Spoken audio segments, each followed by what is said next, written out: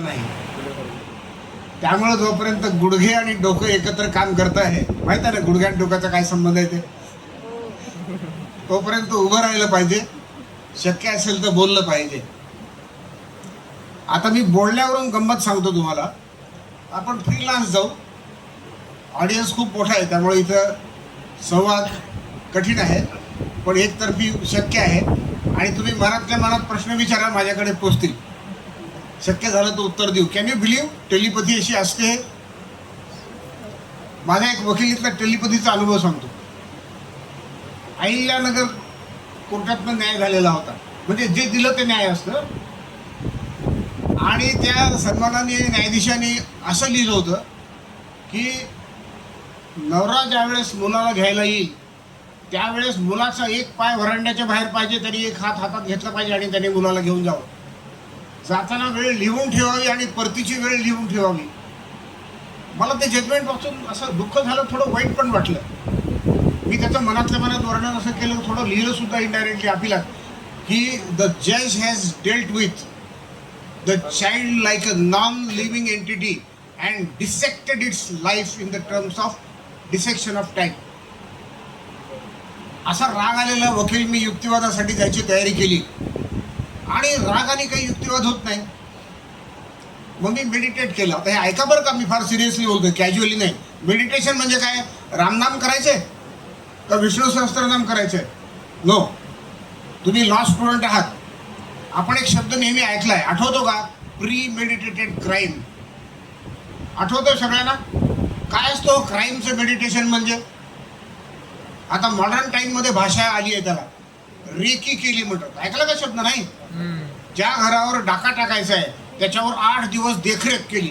कोण किती वाजता घरी जातं, नोकर केव्हा येऊन जातात, बाई घरी एकट्या कधी असतात, बाई देवदर्शनाला कधी जातात, कुलूप कधी लावतात, याला म्हणतात रेकी केली.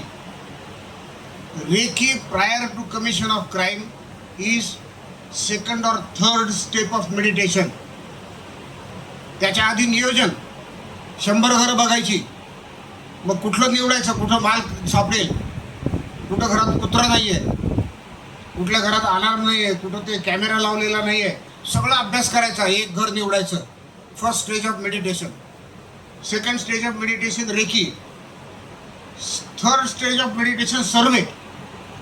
देवळात चालली की बाईच्या अंगावर दागिने किती असतात, फिरायला निघाली की किती असतात, मॉर्निंग वॉकला किती असतात. Third stage of meditation. गावाला गेली की किती दिवस बाहेर गावी राहतात. आणि हे सगळं मेडिटेशन पूर्ण झाल्यानंतर मग ऍक्ट. कुठलीही गोष्ट करण्यापूर्वी त्याच्या पूर्वीची ध्यान आणि मनन करून एकाग्रतेने केलेली तयारी, त्याला मेडिटेशन म्हणतात. मी वकिलांना नेहमी सांगतो की डू यू मेडिटेट? नाही, nobody has taught this. It is not a part of curriculum. So I will come back to the point. मी त्या केसवर काही क्षण मेडिटेट केलं. आता आपल्याला काय सांगायचं कोर्टात जाऊन? बघा बरं, मी टेलिपॅथीवरून विषय काढलाय आणि मी ठरवलं आज एकच वाक्य बोलायचं. एकच वाक्य. काय होतं ते वाक्य मी ठरवलेलं?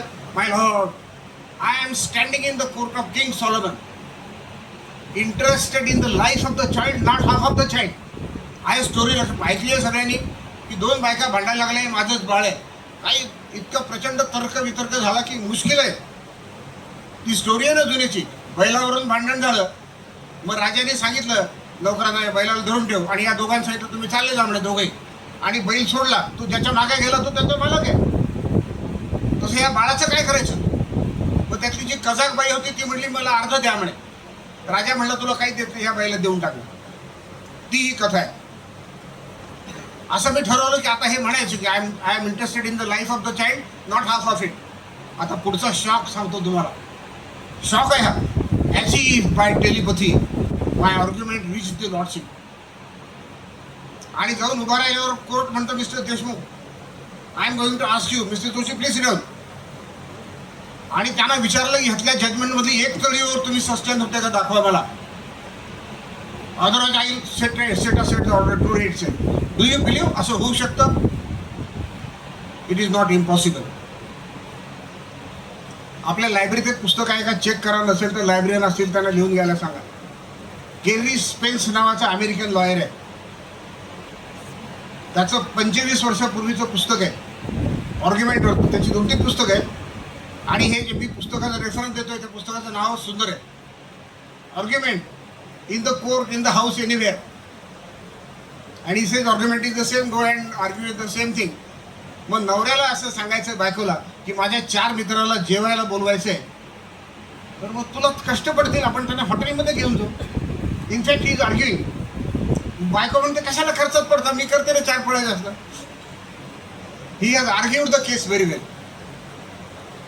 मी हे का सांगितलं की हा काय म्हणतो आर्ग्युमेंट बद्दल हे खूप इंटरेस्टिंग आहे, लक्षात ठेवा. आणि मी जे सांगतो ना लक्षात ठेवा म्हणून, ते सगळं मी केलेलं आहे असं नाही, मी कोणाचं तरी पाहून शिकलोय. त्याने असं म्हणले की if you have drawn notes, if you have prepared sketches, if you have prepared maps, आणि त्याच्या पुढचे 2 शब्द माझे आहेत, अँड मेडिटेटेड ऑन द केस. त्याच्या पुढचे परत गेरी स्पेन्स आहेत, not only your brain, whole body comes to your help. What is this whole body coming to your help? Your gesticulation, your facial reaction, you are keeping quiet. काही बोलायचं नाही, नुसतं बसणं, विनाकारण खाणाखुणा न करणं, म्हटलं जज समोर काही नाटक न करणं. मला आठवत आहे आर.जी. देशपांडे नावाचे जज होते, त्यांनी एका वकिलाला सांगितलं, वकील साहेब नाटक बंद करा आणि मला फॅक्ट सांगा. बाद झालं म्हणे, आम्हाला याचा पूर्ण अनुभव आहे. Be as transparent, as candid, as simple as you can.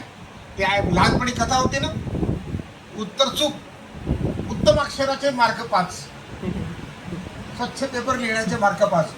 आयुष्यभर जो वकील खोटं बोलला नाही तो उभा राहिला की जजला अर्ध आर्ग्युमेंट करून झालं की अरे हा खोट्याचा वकील नाही. आपल्याकडे जस्टिस सिन्हा होते, चीफ जस्टिस. त्यांना डिस्ट्रिक्ट बारमध्ये गेले असताना काही ज्युनियर वकिलांनी त्यांनी म्हणे बोल्डली आज केले जाईल. त्यांनी सांगितलं की साहेब म्हणे जजेस सिनियर वकिलांना लॅटिट्यूड देतात म्हणे. त्यांनी एकदम ऑफेन्सिव्ह स्टँड घेतला, का नाही द्यायचा. ज्या माणसाने 25 वर्ष 50 वर्ष तपश्चर्या केली आहे, ज्याच्या मागे तो खोटं बोलत नाही म्हणून रेप्युटेशन आहे, जो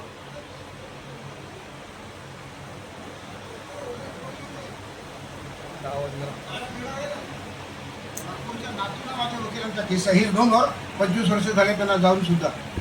मुंबईचे जज नागपूरला हिअरिंगला बसले होते आणि त्यांनी नातूला विचारलं, बाय द वे मिस्टर नातू, can you show this paper.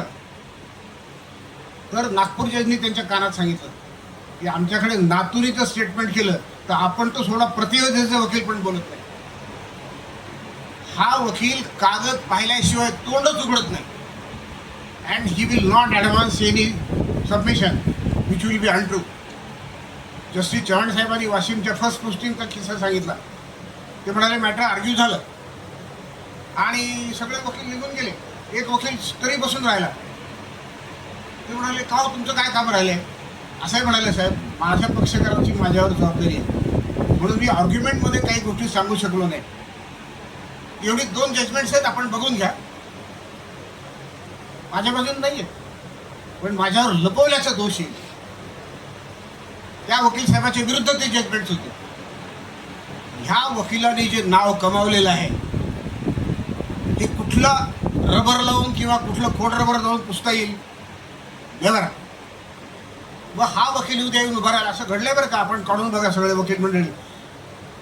ॲडॉप्शनवरती एकच वकील अपियर झालाय आणि एका पेजवर जजमेंट आहे, त्याच्या विरुद्ध जजमेंट दुसऱ्या पेजवर. त्याच्यासाठी संभाजीनगरला फुल बेंच कॉन्स्टिट्यूट झालं. आणि मग कन्व्हेन्शन किंवा ट्रेडिशन असेल तर कायद्यात घालून दिलेल्या अटीला सोडून ॲडॉप्शन करता येईल असा लॉ रिटर्न झाला. That was already there. आणि बघा क्लायमॅक्स, दोन्ही जजमेंटमध्ये आर्ग्यू करणारा तोच वकील.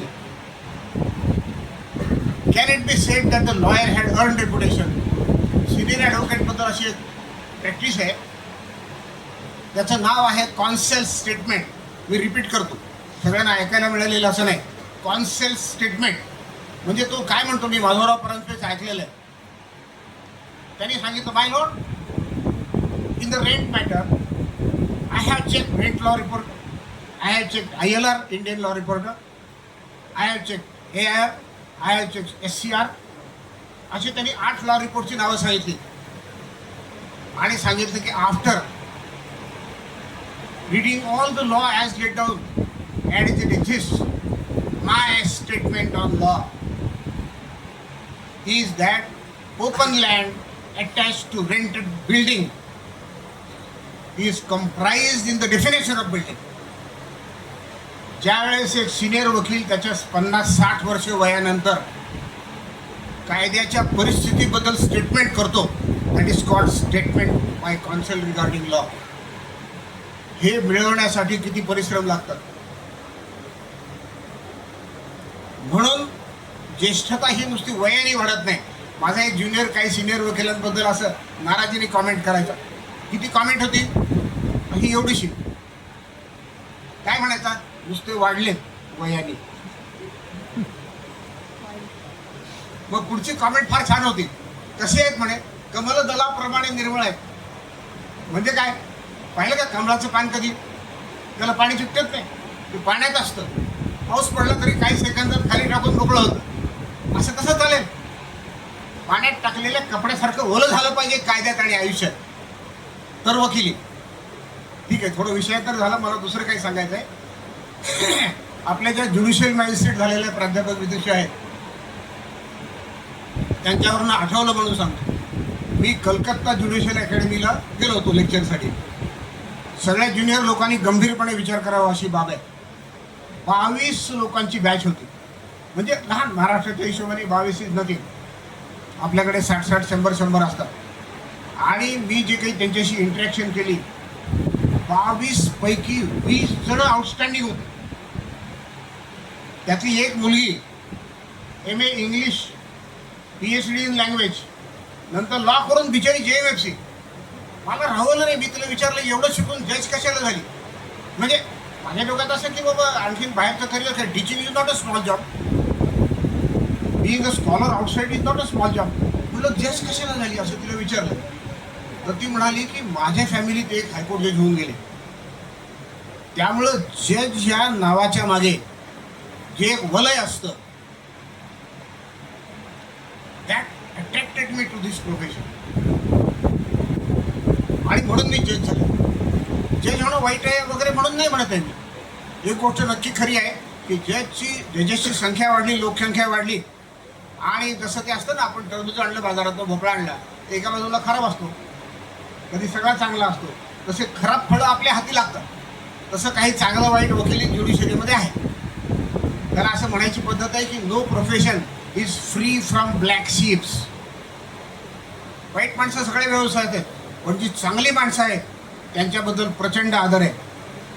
माझ्याकडे मॅटमध्ये घडलेला किस्सा सांगतो. एक विदुषी आर्ग्यू करत होत्या, त्यांची कोल्हापूरला बदली झाली.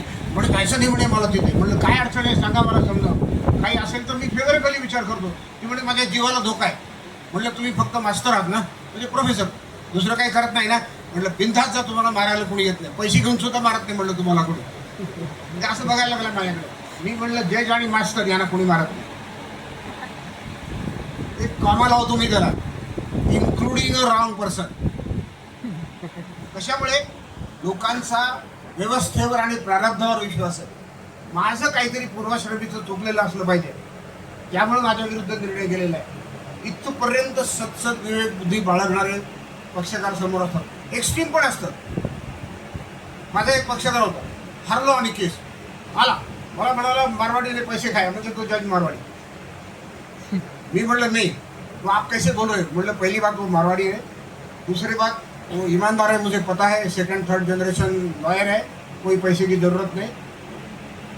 आपल्याकडे जस्टिस पांगारकर होते ना, ते जज झाले. त्यांच्या वडिलांनी काय सांगितलं, आता बसने प्रवास करायला शिका म्हणे, वडिलाच्या गाडीतला मजा झाली म्हणे, आता संपली.